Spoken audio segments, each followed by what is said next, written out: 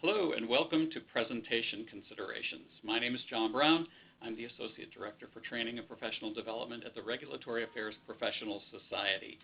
The purpose of this recording today is to provide tips that will improve your presentation and give your audience information that will drive good regulatory practice and policy in order to advance public health. Let's talk about presentation considerations. These are the three most important things that you can do as a presenter. First of all, it's important to speak with confidence. The second thing is to make all of your slides appealing. There's nothing worse than an unappealing slide, and to practice, practice, practice.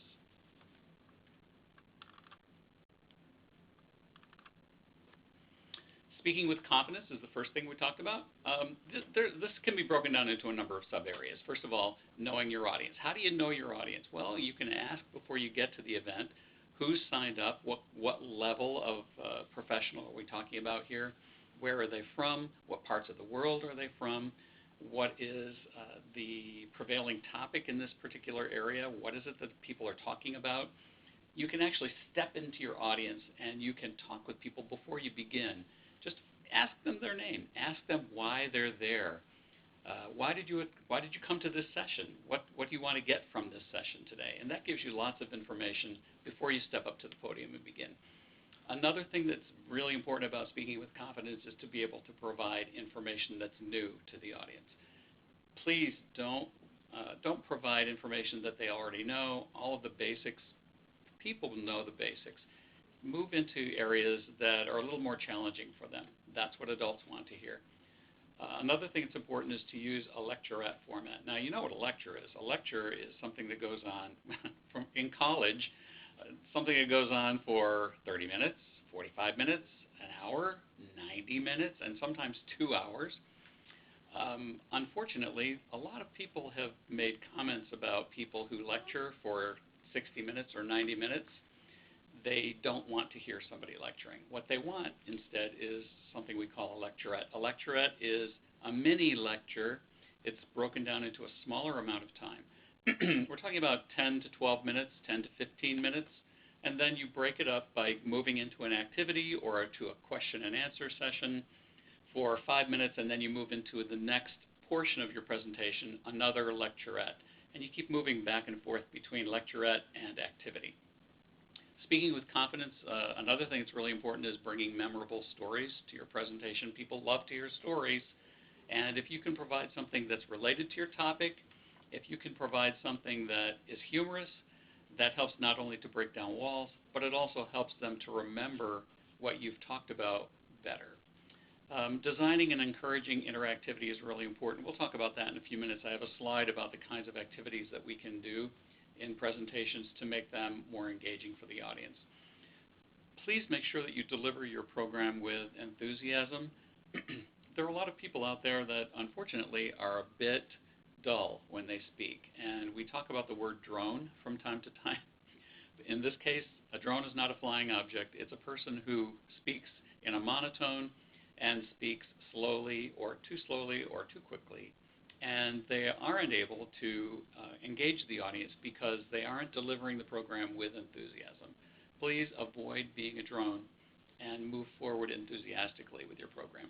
Use humor. We've talked about that in the first session, the first module. If you haven't heard that yet, please go back and listen. And the last that's really important about speaking with confidence is to motivate people to continue learning. You're coming to this program to give people a gift. It's a gift that you're giving, a gift of knowledge, something that you know, that you're sharing with other people, that they can take back with them. And that motivates them to continue learning. And adults are really good about moving forward with learning new things. Let's talk about some of the activities that work well in a large group setting. Now, we're talking about anywhere from 15 people, I would say maybe 20 people, up to 100 people. One of the things that's really cool is something called body voting. Body voting is when you ask your audience, everyone in the audience, to stand. And then you ask people who've been in regulatory affairs for 5 years or less to be seated. You ask people who have been in regulatory affairs between 5 and 10 years to be seated, and then 10 to 15, 15 to 20, and so on. until you have only a handful of people who've worked in regulatory affairs for 30 or 35 years. And what you've just done is you've done some body voting so that people can see who has been around for a while and who is new. It's a great way to get people up and moving and more engaged in the process. Case studies, you know what case studies are. These are longer studies that are typically written out and handed to people so that they could read through them and work through them as in small groups. Critical incidents are different than case studies. Critical incidents are actually portions of case studies or short case studies of two paragraphs, 3 paragraphs that people can read quickly and are able to move on and make individual decisions or 2 decisions about something, rather than a case study where they have to look at multiple levels of an issue or a problem. Fish bowls. Fish bowls are kind of interesting. These are concentric circles where chairs are placed in a circle. People sit in the inner circle, and then there's another circle of chairs outside the inner circle, and a number of people sit in those chairs too. The inside circle speaks, they discuss a topic, and the outside circle listens and then provides feedback about what they heard. And then you can also switch those two so that the outside people or the outer circle people move to the inner circle, and you can do it with another topic or another question. The human spectrogram is voting. It's a different kind of voting, though. So, for example, you could say, how many people feel that the color blue is the best color ever? Well, if blue is the best color ever, please stand on the left side of the room. If you think red is the best color ever, stand on the right side of the room. If you think any other color is a better color, stand in the center. And what you do is, through a series of questions, you're able to help people define where they stand on a particular topic, or the people in the room actually can see who stands at which part of the answer for a question or something that's presented to the group. Jigsaw grouping and brainstorming go together. This is where you have a topic, you have a facilitator, and you have flip charts set up typically on a table, a round table or a separate table somewhere in the room. It's a small group setting. The facilitator asks questions about the topic. The group brainstorms, adds everything to the flip charts, and that's what you call a jigsaw grouping or a brainstorming session. Lecturette, we already talked about, is a mini lecture. It's only 10 to 12 or 10 to 15 minutes, and then we move on to something new, an engaging activity. Mind maps are interesting. I have a slide to show you what a mind map looks like if you've never seen one of these before. I used a vacation for 2016 as an example. So let's say a family is seated at a table, around the dinner table, and they are talking about where they want to go on vacation next year. So someone asks Joanne. Joanne says, I want to go to Machu Picchu. And someone asks Chris, where do you want to go, Chris? Oh, I want to go to Alaska. And Mom says, I think Orlando would be great. I'd love to see Disney World. And Dad says, I'd like to go to Rome. And Lauren says, well, you know what? I think New York City is a great place. So the whole family is able to vocalize their opinions. And then you can see, this is like a spider web.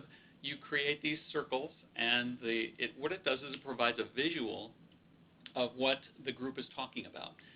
And from each of these circles, you can create other circles that are outside that explain why, for example, Lauren wants to go to New York City. She wants to see the Brooklyn Bridge. She wants to see Central Park. She wants to see Times Square. Or, as a group, the family could decide, well, New York City sounds like the best option because we live in New Jersey.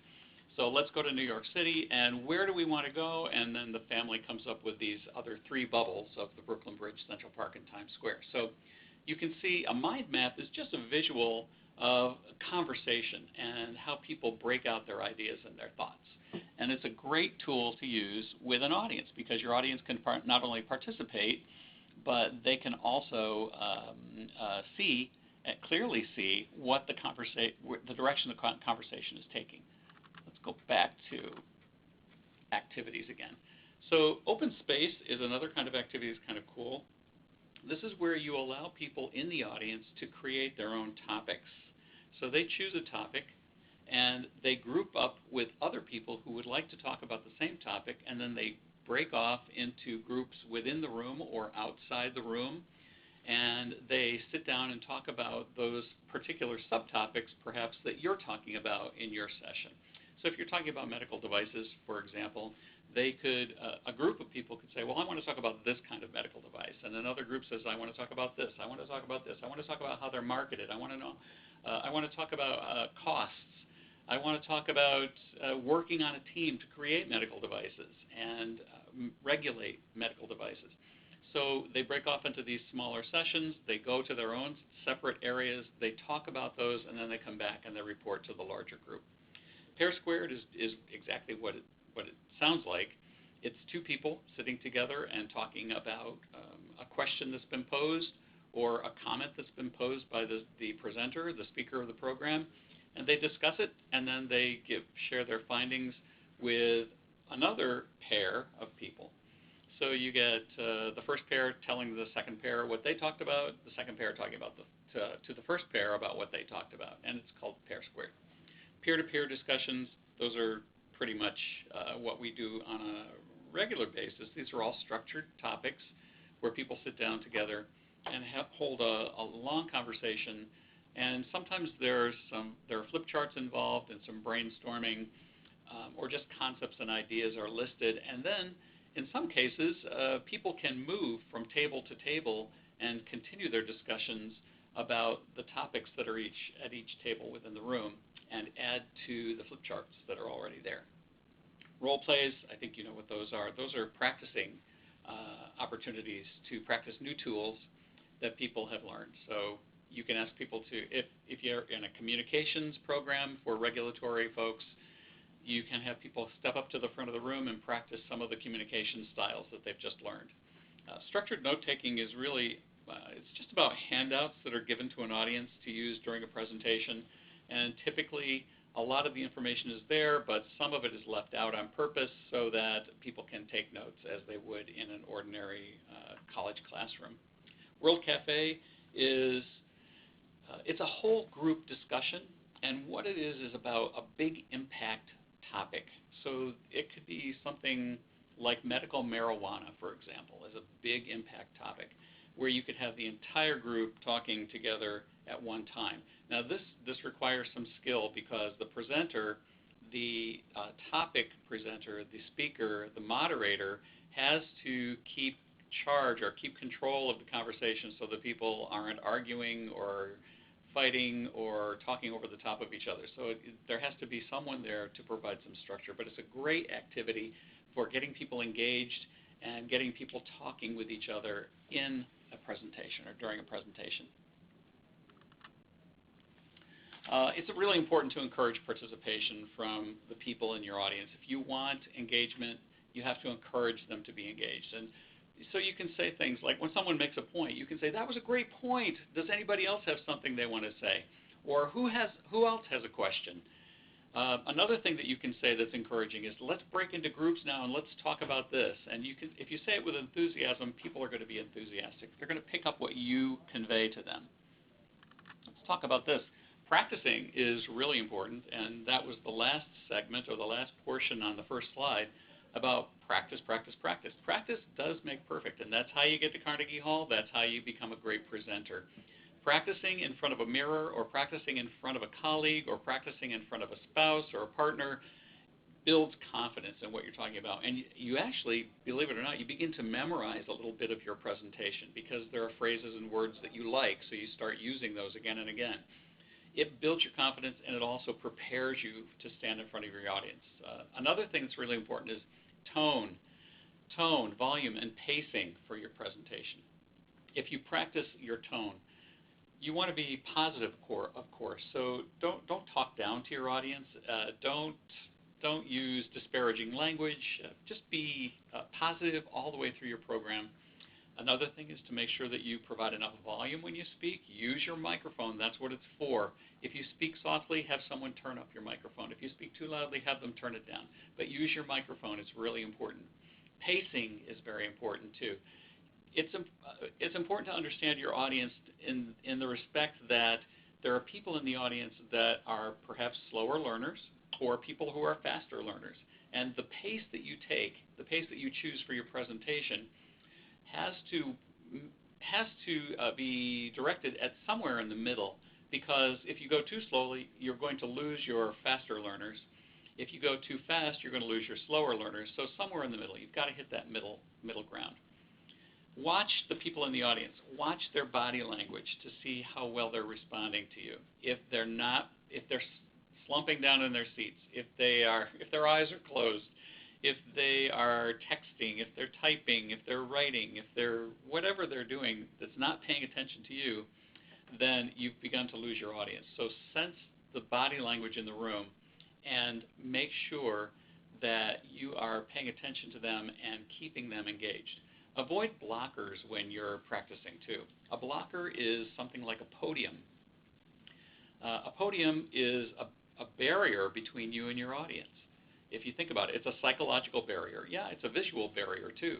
And if you've got something between you and the audience, that prevents them from actually connecting with you. So if you can step away from the podium and walk across the platform or across the stage and do your presentation that way, that's a great way to do it. Another thing is a table. If you're sitting behind a table, that's a blocker. If you have a chair on stage or on the platform that you're standing behind or standing beside, that's a blocker too. If you ever have watched Steve Jobs do a presentation, he was somebody who had a completely empty stage. I think on one side he may have had a small table with a bottle of water, and that was it. The stage was totally empty. He avoided all of those blockers because he knew that any of those things would be barriers to engaging with his audience and being able to persuade them. All right, so that's the end of this section. If you need additional information about this, please contact me. I'm John Brown at jbrown@raps.org. Be happy to talk.